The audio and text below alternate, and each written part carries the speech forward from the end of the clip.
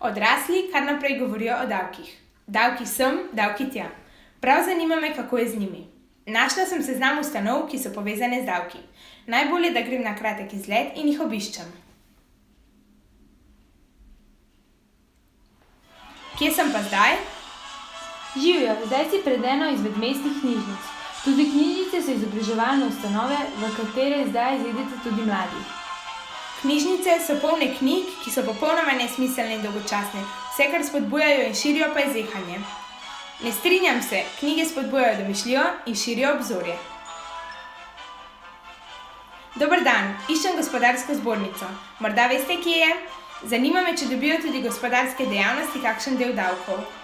To je gospodarska zbornica in mislim, da ti lahko odgovorim. Gospodarskim dejavnostim da država 8% davkov. To se nas niti malo ne tiče.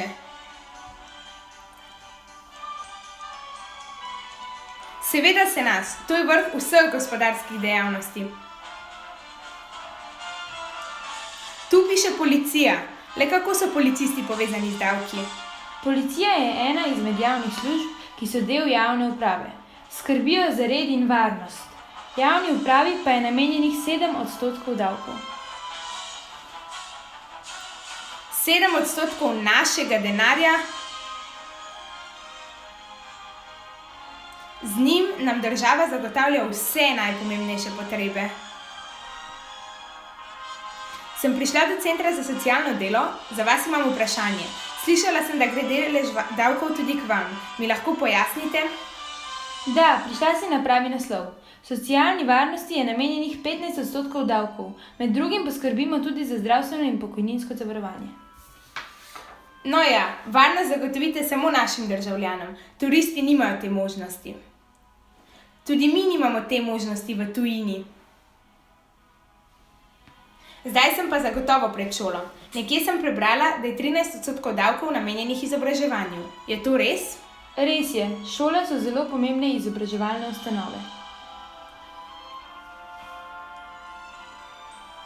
Kljub vsemu pa šole učencem niso niti najmanj všeč. Seveda so jim všeč, v njih se lahko učijo in družijo. Velik del dneva preživijo v šolah. To ustanovo pa poznam, to je naš zdravstveni dom. Ali tudi zdravstvu namenimo davke? Ja, prišla si do zdravstvenega doma v območju Bežigrad. 14% davkov gre tudi v zdravstvo.